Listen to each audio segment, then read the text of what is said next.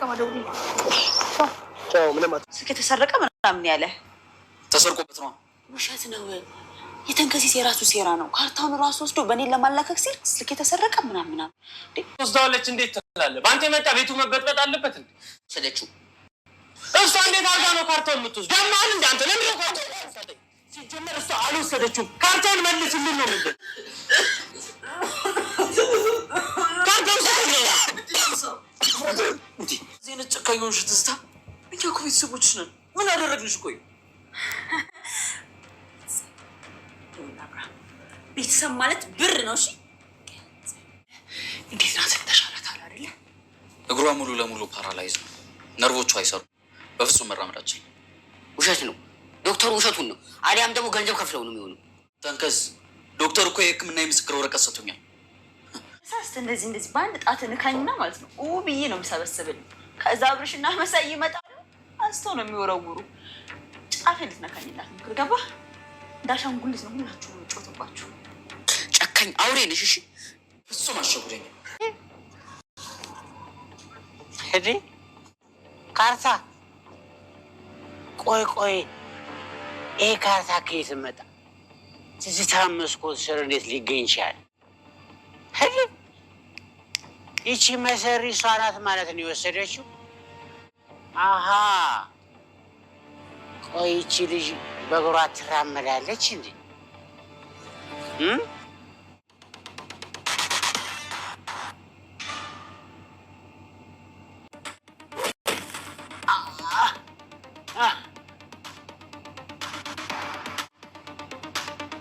አረ ይሳለ ዛሬ በጣም ከባድ ትልቅ አደጋ ደርሶበታል። ቤተሰቦቻችን እንግዲህ ትትና ድራማ በጣም ነገሮች እየተወሳሰቡ እየመጡ ነው። ቤተሰቡ አጠቃላይ በጣም ትርምስምስ ወጥቷል። ያው ትዝታ በተለይ የትዝታ ጉዳይ ካልተጋለጠ በጣም ነው የሚያስጠላው። ትናንትናም እንግዲህ ሆስፒታል ድረስ ሄዳ በጣም በሚገርም ሁኔታ በሚያስጠላ በሚባል መልኩ የትዝታ ተንኮል መጋለጥ አለበት፣ ጤንነቷ መታወቅ አለበት ብለን እንግዲህ ሁላችንም እየጮህን ነበረ።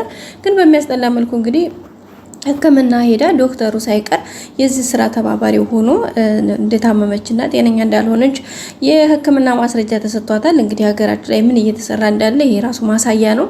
አንዳንዴ ገንዘብ ካላችሁ ሕክምናው የህግ አካላት ኤቭሪዌር የትኛውም ቦታ ከትንሽ ከታች ከቀበሌ ከሰፈር ዳኛ ጀምሮ እስከ ላይ እስከ ፌደራል እስከ ፍርድ ቤት እንዲሁም ደግሞ ከትንሽ የጤና ኬላ ጀምሮ እስከ ትልልቅ ሆስፒታሎች እንግዲህ በእንደዚህ አይነት ኬዝ የተያዘ እንደሆነ ማሳያ ነው።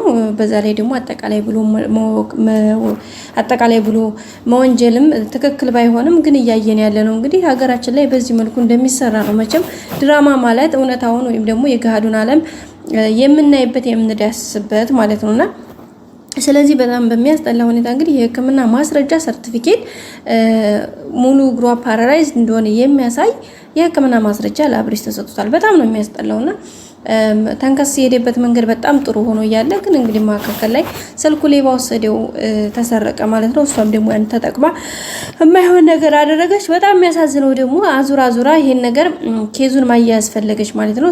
ከዛ በኋላ እንግዲህ የራሷን ሰው ገዝታ በመስኮት የእንትኑን ከወረወረች በኋላ ያን ነገር እንግዲህ እነሱ እንደሰረቁት በተለይ ደግሞ ተንከሲስ ወስዷል መሳይም ሊሆን ይችላል ብላ በመጀመሪያ ጥርቆማ ሰጣው ነበር አብርሽንና እንግዲህ ተንከሲስን እንደውም አንቀውት ነበር። በተለይ መሳይ አንተ ነው የወሰድከው፣ በቃ እሷ ፓራላይዝን ሕክምና ማስረጃ ተሰጠ፣ ስለዚህ እሷ ይሄን ነገር ስላላደረገችው አንተ ነህ በማለት ነበረ እሱን የያዙት የነበረው። አብርሽም እንግዲህ እናንተ ናችሁ ስጡኛል በለዛ ሌላ ችግር ነው የሚፈጠረው እያለ ነው የሚገኘው። ግን ምንም ይሁን ምን ነገርዮሹ በጣም እየተወሳሰበ እየከበደ ነው የሄደው። ቤተሰቦቻችን በጣም ነው የሚያስጠላው።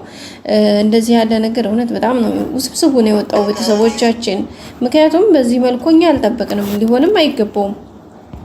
እንደው ሌላ ቢቀር የሷ ተንኮል እንኳን ሳይጋለጥ ቢቀር በተንከሲስ እውነታ ብዙ እውነታዎች እጁ ላይ ቆሉ ብዙ እውነታዎች አሁንም እየዛተችበት ነው። ምን አባክ ምን ታመጣለህ አንተ? ማን ሰሚ አለህ? ማን ሰሚ አለህ? በቃ የት ማን አንተ እያለ ነው እንትን እያለች የምትገኘው። በቃ ቃል በቃል ማን ሰሚ አለህ ብላ ነው እንግዲህ ስለዚህ ከዚህ በላይ እንግዲህ ምንም የሚባል ነገር ሊኖር አይችልም። ውድ ቤተሰቦቻችን በጣም ነው የሚገርመው እንዳጠቃላይ ማለት ነው። ውድ ሀገሬ ልጆች ያው ምንም ይሁን ምን እግዚአብሔር ይመስገን እንግዲህ ስለ ሁሉም ነገር ማለት ነው። ውድ ቤተሰቦቻችን እና ያ ነገር በሆነበት ነገር ያባለበት ሁኔታ አሁን ደግሞ እንግዲህ እንትናን ማን ነው ገልሞን አስደብድበዋለች። ገልሞን ያስደበደበችው ሆነ ብላ ነው። እሷ ነች ነገር ያደረገችው በመስኮት ወይም ደግሞ በጓዳ ከወረወረች በኋላ ይህን ነገር እነሱ ናቸው ወስደው በእጃቸው እንዳለ አብርሽን ለማሳመን የሄደችበት እርቀን ነው። ይሄ ነገር ግን እንደማንም ተብሎ ድጋሚ ካሜራ ክላሷ ተደብቆ እውነታው እያንዳንዱ ነገር መታወቅ አለበት እላለሁኝ። አለበለዚያ በጣም ከባድ ነው የሚሆነው። ውድ ቤተሰቦቻችን በመጨረሻም የሆነው ነገር ሆኗል ማለት ነው። እንዳጠቃላይ እኔ እንጃ ምን እንደምላችሁ በጣም ከባድ ነው። ውድ ሀገሬ ልጆች ግን ያም ሆነ ዞሮ ዞሮ እግዚአብሔር ይመስገን ስለ ሁሉም ነገር ማለት ነው። እና ይሄ በሆነበት ሁኔታ በቃ እኔ እንጃ ምን እንደምላችሁ ቤተሰቦቼ። ቀጣይ የሚመጣው ነገር በጣም ነው የሚያስጠላው። ምክንያቱም በቃ እኔ እንጃ ምን እንደምላችሁ። ምክንያቱም ይሄን ነገር እውነታው እስካልታወቀ ድረስ፣ እውነታው እስካልወጣ ድረስ፣ እውነታውን እስካልተናገሩ ድረስ በቃ እንዴት ብዬ ልንገራችሁ። በቃ እያንዳንዱ ነገር በጣም ነው የሚያስጠላው። በጣም በቃ ከሚባለው በላይ ውድ ቤተሰቦቻችን ከቃል በላይ የሆነ ነገር ነው። በጣም ነው የሚያስጠላው። ግን ያው እግዚአብሔር ይመስገን ስለ ሁሉም ነገር እንግዲህ የእውነታው ግን ቢዘገይ እንጂ መውጣቱ አይቀርም። ያው ከአንዳንድ መውጣቱ የማይቀር ጉዳይ ነው። ምክንያቱም ከአንዳንድ ይሄ የማይቀር ነው። ምናልባት እያንዳንዱ ነገር ከአንዳንድ የሚሆነው ነገር ነው። ስለዚህ በጣም ከባድ ነው። ውድ ቤተሰቦቻችን በቀጣይ እንግዲህ ሁሉም ነገር እንደሚስተካከል ተስፋ እናደርጋለን። ይሄን ነገር በእያንዳንዱን ነገር በቃ ምንም ይሁን ምን ሁኔታዎችን ያየንበት መንገድ እንትን ማለት የሚገርም ነው።